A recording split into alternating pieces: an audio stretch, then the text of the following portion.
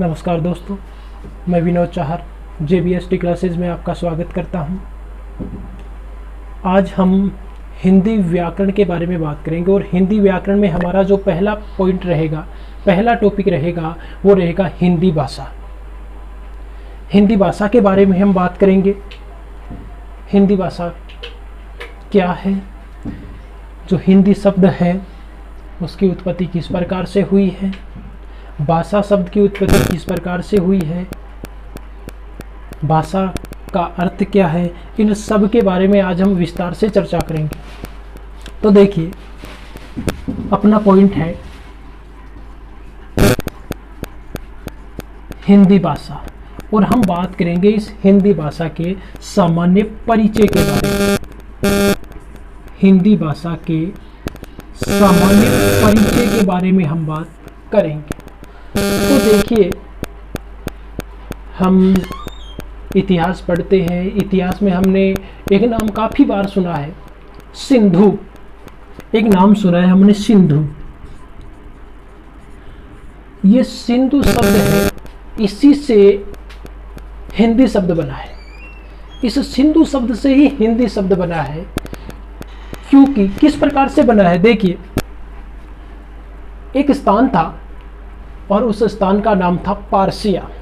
एक पारसिया स्थान था पारसिया। ये जो पारसिया स्थान था, इस पारसिया स्थान को हम वर्तमान में किस नाम से जानते हैं? एक नाम सुनते हैं, ईरान। ये जो ईरान है, इस ईरान को ही प्राचीन समय में किस नाम से जाना जाता था? पारसिया के नाम से जाना जाता था। और इस पारसिया नामक जो ये स्थान है, इसके पास एक नदी थी और उस नदी का क्या नाम था? सिंधु। उस नदी का नाम था सिंधु।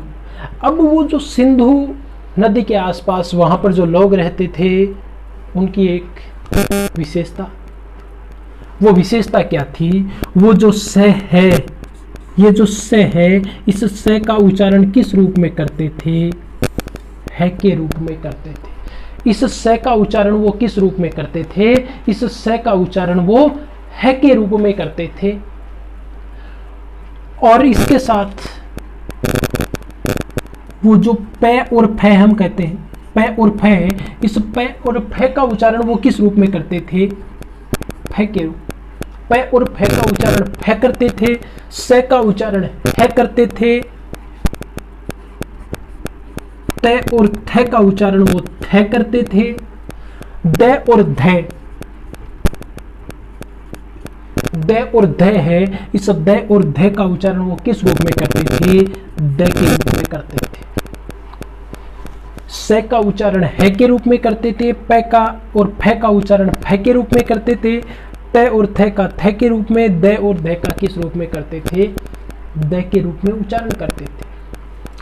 अब वो इस सिंधु को किस नाम से पुकारते थे, या सिंधु जो शब्द है वो क्या बोलते थे? इसे हिंदू बोलते थे। क्यों? क्योंकि वो स का उच्चारण किस रूप में करते?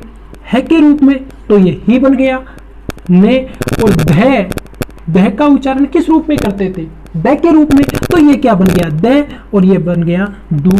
तो वो क्या कहते थे? हिंदू कहते थे। क्या कहते थे? हिंदू कहते थे। तो पारसिया नामक स्थान, सिंधु नदी, और सिंधु नदी के आसपास का जो क्षेत्र था, वहां के लोग स का उच्चारण है के रूप में करते थे। और उसी सिंधु से क्या बना? हिंदू बना। उसी सिंधु शब्द से हिंदू बना। और ये जो पर्सिया नामक स्थान था, यहाँ की जो भाषा थी वो कौन सी भाषा थी? फारसी भाषा। क्यों? वैसे पारसी भाषा कहते हैं, वैसे पारसी भाषा थी। पारसी क्या थी? पारसी। ये पारसी भाषा थी। लेकिन ये प और फ का उच्चारण किस रूप में करते थे? फ के रूप में करते थे, फ बोलते थे, इसलिए ये क्या कहलाई? फारसी कहलाई। वैसे पारसी भाषा भी इसको कहा जाता है, लेकिन इनके उच्चारण के आधार पर शुद्ध रूप इसका क्या है? फारसी भाषा। यानी पर्सिया, पारसिया की जो भाषा है वो फारसी है। और यही जो फरसिया है, पारसिया है, यही क्या कहलाता है? वर्तमान में ईरान कहलाता है। और ईरान सिंधु नदी और सिंधु के लोग इसका जो उच्चारण करते थे, उसी आधार पर यह क्या बना? हिंदू बना। और इसी हिंदू से क्या बना, ये हिंदी बना। क्या बना, हिंदी बना। इसी हिंदू से क्या बना, ये हिंदी बना है। तो महत्वपूर्ण बात यह है, सबसे बड़ी बात तो यह है कि हिंदी किस भाषा का शब्द है। हिंदी किस भाषा का शब्द है, तो हिंदी फारसी भाषा का शब्द है। हिंदी किस भाषा का शब्द है, हिंदी फारसी भाषा का शब्द है। हिंदी किस भाषा का शब्द है, हिंदी फारसी भाषा का शब्द है। अब देखिए एक महत्वपूर्ण बात, हिंदी भाषा की जननी कौन सी भाषा है। हिंदी भाषा है, इस हिंदी भाषा की जननी किस भाषा को कहा जाता है, तो हिंदी भाषा की जननी है वो कौन सी है, संस्कृत है। अब बात यह है कि अकेली हिंदी भाषा की जननी नहीं है संस्कृत। संस्कृत बहुत सी भाषाओं की जननी है, केवल एक भाषा हिंदी की जननी नहीं है, बहुत सी भाषाओं की जननी है। वो कौन कौन सी भाषाएं जिनकी जननी संस्कृत है, उसकी हम बात करते हैं। हिंदी की बात करते हैं तो हिंदी तक हम पहुंचते हैं, वहां तक बीच बीच में कौन सी भाषाएं हैं, उन सब की जननी कौन सी भाषा है, संस्कृत भाषा है। तो देखिए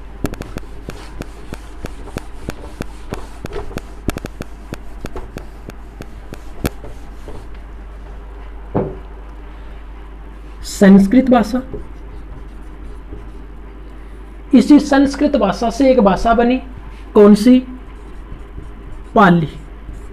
कौन सी, पाली।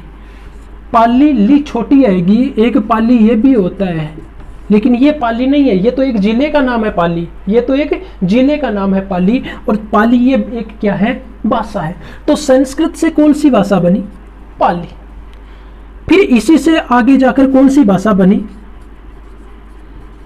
प्राकृत भाषा। कौन सी भाषा बनी, प्राकृत भाषा। और ये जो प्राकृत भाषा है, इस प्राकृत भाषा का आगे जाकर क्या हुआ, रूप स्वरूप बिगड़ गया। क्या हुआ, रूप बिगड़ गया। तो हम लिख देंगे बिगड़ा हुआ रूप। इसी प्राकृत भाषा का बिगड़ा हुआ जो रूप है वो क्या कहलाता है, वो कहलाता है अपभ्रंश। इसको किस नाम से जानते हैं हम, अपभ्रंश के नाम से। किसको, प्राकृत भाषा का बिगड़ा हुआ रूप। प्राकृत भाषा के बिगड़े हुए रूप को हम क्या कहते हैं, अपभ्रंश कहते हैं। और इसी अपभ्रंश का एक रूप है, इसी अपभ्रंश का एक भाग है, इसी का एक अंश है, और वो किस नाम से जाना जाता है, वो जाना जाता है शोरसेनी। किस नाम से जाना जाता है, शोरसेनी। किसका, सबसे पहले संस्कृत। संस्कृत से कौन सी भाषा आई, पाली भाषा आई, और इसी से कौन सी बनी फिर, प्राकृत भाषा। प्राकृत भाषा का रूप बिगड़ा, बिगड़कर कौन सी भाषा बन गई, अपभ्रंश बन गई। अपभ्रंश का ही एक रूप है कौन सा, शोरसेनी। और इसी शोरसेनी, ये जो शोरसेनी भाषा है, इसी शोरसेनी से एक नई भाषा का निर्माण हुआ, और जो नई भाषा का निर्माण हुआ वो भाषा कौन सी थी, हिंदी। कौन सी थी, हिंदी। यानी हम बात करें तो हिंदी है, उस हिंदी का निर्माण किस से हुआ है, शोरसेनी भाषा से। हिंदी का निर्माण किस से हुआ है, शोरसेनी से। अपभ्रंश भाषा है, उसका एक रूप है शोरसेनी, और उस शोरसेनी से किसका निर्माण हुआ है, हिंदी भाषा का निर्माण हुआ है। उस शोरसेनी से हिंदी भाषा का निर्माण हुआ है। अब देखिए थोड़ी सी बात मैं आपको और बता देता हूं। ये जो संस्कृत है, इस संस्कृत के कितने रूप हैं, इस संस्कृत के दो रूप हैं। संस्कृत के कितने रूप हैं, संस्कृत के दो रूप हैं। एक तो वैदिक संस्कृत है और दूसरी है लौकिक संस्कृत। एक तो कौन सी है, वैदिक संस्कृत, और दूसरी कौन सी है, लौकिक संस्कृत। कौन सी है, लौकिक संस्कृत। एक वैदिक संस्कृत और दूसरी लौकिक संस्कृत। अब देखिए वैदिक संस्कृत में क्या है और लौकिक संस्कृत में क्या है। हम पढ़ते हैं वेद उपनिषद।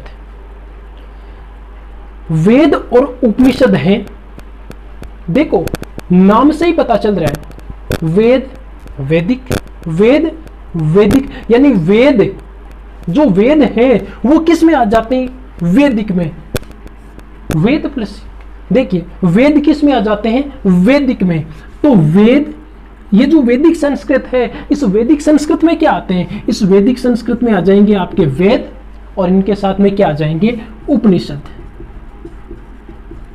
क्या क्या आ जाएंगे? वेद आ जाएंगे, उपनिषद। यानी वैदिक संस्कृत, संस्कृत के दो भाग, एक वैदिक दूसरा लौकिक। वैदिक संस्कृत में क्या आ जाएंगे? वेद और उपनिषद आ जाएंगे।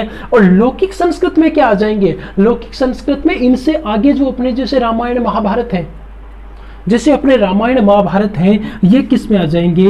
ये आ जाएंगे लौकिक संस्कृत में। ये किस में आ जाएंगे? लौकिक संस्कृत में आ जाएंगे। ठीक है, इतनी बात हुई। यानी संस्कृत के दो भेद, वैदिक संस्कृत, लौकिक संस्कृत। संस्कृत हिंदी भाषा की जननी है। संस्कृत किस भाषा की जननी है? हिंदी भाषा की। बात यह कि संस्कृत केवल हिंदी भाषा की जननी नहीं है, ये जो आपके सामने है इन सब की जननी कौन सी भाषा है? संस्कृत भाषा है। संस्कृत से किसका निर्माण हुआ है? पाली का, पाली भाषा का निर्माण हुआ है। संस्कृत से ही किसका निर्माण हुआ है? प्राकृत भाषा का हुआ है। प्राकृत भाषा का बिगड़ा हुआ रूप क्या कहलाता है? अपभ्रंश कहलाता है। इसी अपभ्रंश का एक रूप शौरसेनी, और इस शौरसेनी से किसका निर्माण हो गया? हिंदी का। लेकिन निर्माण शुरू हुआ कहाँ से? नींव कहाँ से पड़ी? यहीं से तो पड़ी ना। तो इसकी जननी क्या कहलाती है? संस्कृत भाषा इसकी जननी कहलाती है। अब देखिए, जब हम इनके कालक्रम की बात करें, किनके? इन भाषाओं के कालक्रम की बात करें, तो इनके बीच में औसत जो डिफरेंस है वो 500 वर्षों का माना जाता है। कितने वर्षों का माना जाता है? 500 वर्षों का माना जाता है। अब ये कालक्रम किस प्रकार से है, इसके बारे में हम देखते हैं। इनका कालक्रम किस प्रकार से है, उस कालक्रम के बारे में हम बात करते हैं। तो देखिए, सबसे पहले अपने सामने संस्कृत भाषा, उसके बाद में हमने बात की पाली भाषा की, उसके बाद में हमने बात की प्राकृत भाषा की, उसके बाद में हमने बात की अपभ्रंश की, और उसके बाद में हमने बात की हिंदी भाषा। अब इन सब का कालक्रम क्या क्या है, उस कालक्रम के बारे में हम बात करते हैं। तो देखिए, इसके कालक्रम के बारे में हम बात करें तो इसमें हम चलते हैं ईसा पूर्व में। ईसा पूर्व यानी जहां पर समय उल्टा चलता है। ईसा पूर्व में चलते हैं जहां पर समय उल्टा चलता है। 100, 99, 97, 98, 96, 95, 94 इस प्रकार से समय चलता है। और इसमें इसका जो समय है, संस्कृत भाषा में हमने दो बात की। कौन सी? इसके दो भेद, सबसे पहले वैदिक और उसके बाद में लौकिक। तो देखिए, वैदिक के बारे में अगर हम बात करें तो इसका समय कितना है? इसका समय माना जाता है 1500 ईसा पूर्व। अभी बात की थी कि ईसा पूर्व में चलते हैं, घटते हुए समय में चलते हैं, बढ़ते हुए समय में नहीं, घटते हुए समय में चलते हैं। और बात एक मैंने अभी बताई है कि इनके बीच का औसत जो अंतर है वो कितना माना जाता है? 500 वर्ष। मैंने सबसे पहले यहां पर क्या लिखा है? 1500। अब आप इनमें से कम करते जाइए, 500 कम करते जाइए, अपने आप इनका कालक्रम क्या होता जाएगा? निर्धारित होता जाएगा। 1500 ईसा पूर्व से अब 500 वर्ष कम कर देंगे। इनमें से कितना रखना है? 1 का 5, 1 का 500 रखना है। तो कितना हो जाएगा? 1000 ईसा पूर्व। कितना हो गया? 1000 ईसा पूर्व। अब बात करें लौकिक की, वैदिक का ये हो गया। इसके बाद में लौकिक की बात करें तो क्या हो जाएगा? 1000 ईसा पूर्व। क्या हो जाएगा? 1000 ईसा पूर्व से फिर वही बात क्या हो जाएगा? 500 ईसा पूर्व। औसत कितना है? 500। पहले हमने बात की 1500 ईसा पूर्व से वैदिक संस्कृत के बारे में बात की, तो कालक्रम है वो 1500 ईसा पूर्व से 1000 ईसा पूर्व है। लौकिक 1000 ईसा पूर्व से कितना है? 500 ईसा पूर्व है। और उसके बाद में हम बात करते हैं किसकी? पाली की। किसकी बात करते हैं? पाली की। तो देखिए, यहां पर हमने कितना किया है? 500। तो यहां पर लिख दीजिए 500 ईसा पूर्व। अब 500 ईसा पूर्व से कितना हो जाएगा? 000 नहीं, 000 नहीं होता है। इसलिए हम क्या करेंगे, 500 ईसा पूर्व से कितना हो जाएगा? 1 ईस्वी। कितना हो जाएगा? 1 ईस्वी। 500 ईसा पूर्व से कितना हो जाएगा? 1 ईस्वी हो जाएगा। 1 ईस्वी सन कह सकते हैं आप। ये भी हो गया 500। उसके बाद में बात करते हैं किसकी? प्राकृत की। कितना है अंत में? 1 यहां पर कर देंगे। 1 ईस्वी सन से कितना हो जाएगा? कितना हो जाएगा? 500 ईस्वी तक। उसके बाद में कौन सी है? अपभ्रंश। अपभ्रंश है, इसका कितना हो जाएगा? ये 500। ये लो 500 ईस्वी से कितना हो जाएगा? 1000 ईस्वी। अब इसके बाद का जो समय है वो समय किसका हो जाएगा? हिंदी का। अब आपके मन में एक बात ये आई होगी कि हमने तो यहाँ पर या आपने तो अभी बताया था कि अपभ्रंश इसमें एक सौर सैनी और बताया था, उस सौर सैनी से हिंदी का निर्माण बताया था। तो ये सौर सैनी तो इस अपभ्रंश का ही रूप है, इस अपभ्रंश का ही रूप है सौर सैनी। तो उसकी बात कहाँ जाएगी? इसमें ही आ जाएगी। किसमें? अपभ्रंश में। इसका रूप है, इसका रूप है किसका? अपभ्रंश का। उसके बाद में हिंदी। तो हिंदी का यहां पर देखिए 1000, तो 1000 ईस्वी से वर्तमान तक, वर्तमान समय तक अभी तक जो चल रहा है, अब जो चल रहा है वो कौन सा है? हिंदी का काल। वर्तमान में हम जो है वो किस में है? हिंदी में। और हिंदी का कालक्रम अभी तक चल रहा है 1000 वर्ष से वर्तमान समय तक इसका कालक्रम जारी है। याद रखें, जब भी इनका निर्धारण करें तो औसत अंतर कितना मानना है आपको? 500 वर्ष मानना है। सबसे पहली बात याद रखिए, शुरुआत वैदिक साहित्य की, वैदिक संस्कृति में उसमें हम पढ़ते हैं, तो वैदिक साहित्य की शुरुआत कब से होती है? वो होती है 1500 ईसा पूर्व से। कब से होती है? 1500 ईसा पूर्व से होती है। और 1500 ईसा पूर्व से फिर आप 500 वर्ष घटाते जाइए प्रत्येक में से। 1500 में से 500 घटा देंगे 1000 ईसा पूर्व। उल्टा चल रहा है यहाँ पर, ईसा पूर्व है तो उल्टा चलता जाएगा। उसके बाद में लौकिक आ गया 1000 ईसा पूर्व से कितना आ गया? 500 ईसा पूर्व। उसके बाद में पाली 500 ईसा पूर्व से 1 ईस्वी। उसके बाद में प्राकृत, प्राकृत कितना हो गया? प्राकृत 1 ईस्वी से 500 ईस्वी। और उसके बाद में अपभ्रंश 500 ईस्वी से 1000 ईस्वी। और 1000 ईस्वी के बाद में किसका कालक्रम आ गया? हिंदी का। हम कहते हैं ना कि वर्तमान समय हिंदी का समय है। एक बात हम कहते हैं कि वर्तमान समय किसका समय है? हिंदी का समय। अब वर्तमान समय हिंदी का समय कैसे हुआ? क्योंकि जिस जमाने में जो भाषा प्रचलित होती है, जिस जमाने में जो भाषा प्रचलित होती है वो समय उसी भाषा का होता है। और वर्तमान में कौन सी भाषा प्रचलित है? वर्तमान में कौन सी भाषा का बोलबाला है? हिंदी भाषा का बोलबाला है। इसलिए हम कह सकते हैं कि वर्तमान समय किसका है? हिंदी भाषा का है। वर्तमान समय हिंदी भाषा का है। अब देखिए आगे बात करते हैं।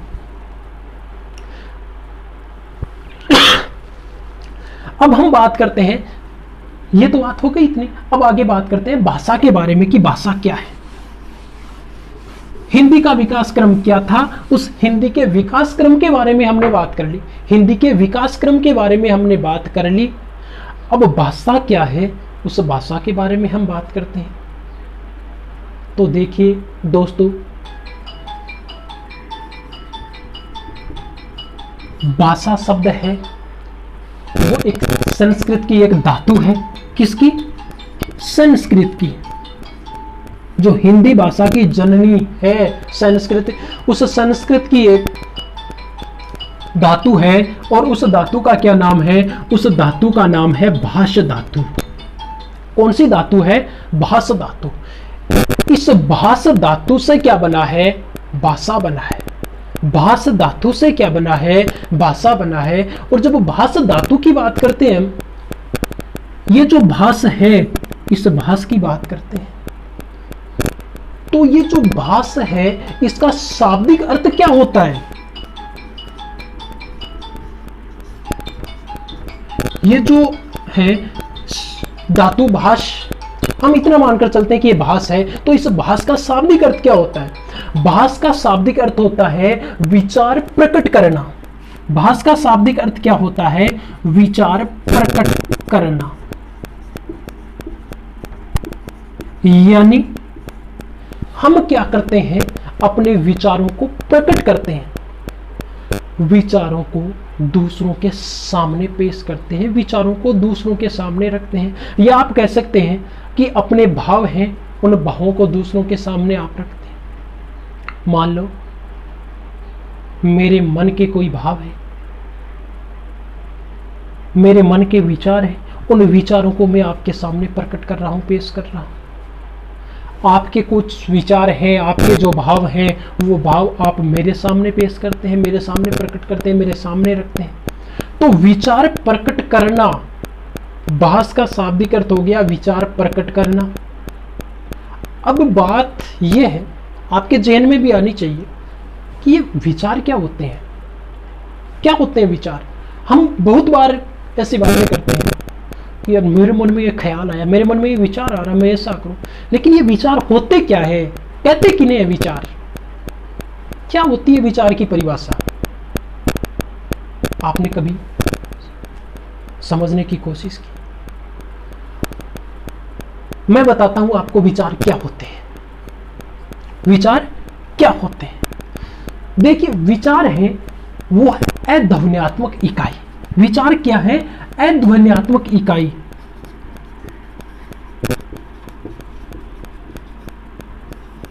कैसी इकाई है? विचार है अध्वन्यात्मक इकाई।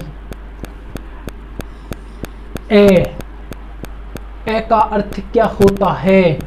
रहित। ए का अर्थ क्या होता है? रहित। या बात करें तो ए का अर्थ क्या होता है? नहीं। क्या होता है? नहीं। आगे बात क्या है? ध्वनि।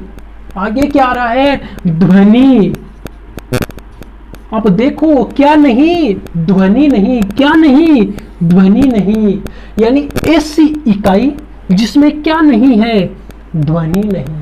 ऐसी इकाई जिसमें क्या नहीं है? ध्वनि नहीं है, उस इकाई को ही क्या कहा जाता है? विचार कहा जाता है। अध्वन्यात्मक इकाई को क्या कहा जाता है? विचार कहा जाता है। अध्वन्यात्मक इकाई क्या कहलाती है? विचार कहलाती है। और उन विचारों को प्रकट करते हैं। उन विचारों को जब हम प्रकट करते हैं, तो विचारों को प्रकट करने के लिए हमें किसी न किसी माध्यम की या साधन की आवश्यकता होती है। हम कोई काम करते हैं तो क्या बिना साधन के, बिना किसी माध्यम के काम कर सकते हैं? नहीं कर सकते। जैसे मान लीजिए मैं आपको पढ़ा रहा हूं, तो मेरे को भी पढ़ाने के लिए साधन की आवश्यकता है। क्या मैं बिना साधन के आपको पढ़ा सकता हूं? बिल्कुल नहीं पढ़ा सकता। पढ़ाने के लिए मेरे को भी साधन की आवश्यकता है। क्या साधन? किस साधन की आवश्यकता है? मार्कर की। तो ये भी तो मेरे काम करने के लिए, मैं कुछ कर रहा हूं तो उसके लिए साधन है ना। ये बोर्ड आपके सामने लगा हुआ है, तो ये भी क्या है? माध्यम या साधन है। तो कुछ भी करते हैं तो उसके लिए हमें किसकी आवश्यकता पड़ती है? किसी न किसी साधन की या माध्यम की आवश्यकता पड़ती है। तो विचार प्रकट जब हम कर रहे हैं, तो उन विचारों को प्रकट करने के लिए भी किसी न किसी माध्यम की या साधन की क्या होती है? आवश्यकता होती है। और जिस साधन या माध्यम से हम विचारों को प्रकट करते हैं, वही साधन या माध्यम क्या कहलाता है? भाषा कहलाता है। वही साधन या माध्यम क्या कहलाता है? भाषा कहलाता है। जिस साधन या माध्यम से हम अपने विचारों को प्रकट करते हैं, वही साधन या माध्यम क्या कहलाता है? भाषा कहलाता है। यहां पर मैं भाषा की परिभाषा लिखता हूं, और परिभाषा यह है कि विचारों के आदान प्रदान का माध्यम, आदान प्रदान का माध्यम क्या कहलाता है? भाषा कहलाता है।